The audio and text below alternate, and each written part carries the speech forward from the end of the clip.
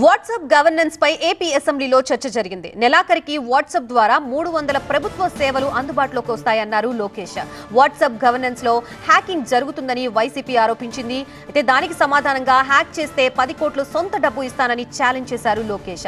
YCP hacking నిరూపించలేకపోయింది. వైసీపీ నేతలు కూడా వాట్సాప్ లో సర్టిఫికేట్స్ తీసుకున్నారు. అందుకే వాట్సాప్ గవర్నెన్స్ పై వైసీపీ మాట్లాడడం లేదు అన్నారు లోకేష్.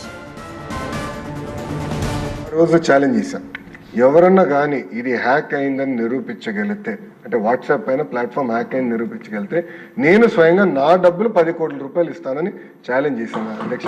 అక్కడి నుంచి ఇప్పటికీ సౌండ్ రాలేదు. దాని తర్వాత నో సౌండ్.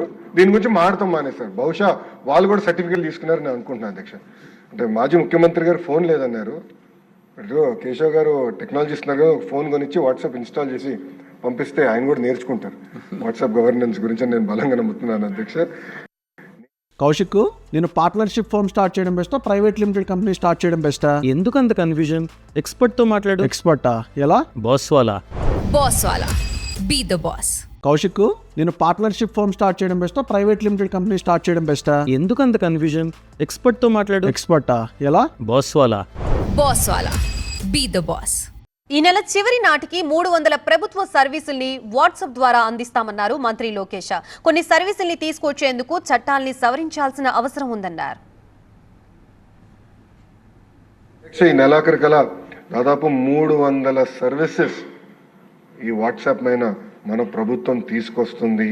ఏఐ డ్రివెన్ ఒక చాట్ బాట్ కూడా తీసుకొచ్చి ప్రభుత్వానికి మెరుగైన సదుపాయాలు కల్పించే లక్ష్యంతో మన ప్రభుత్వం పనిచేస్తుంది అధ్యక్ష. సర్వీసెస్ చూస్తే 3 కేటగిరీస్ కింద ఉన్నాయి ప్రభుత్వం.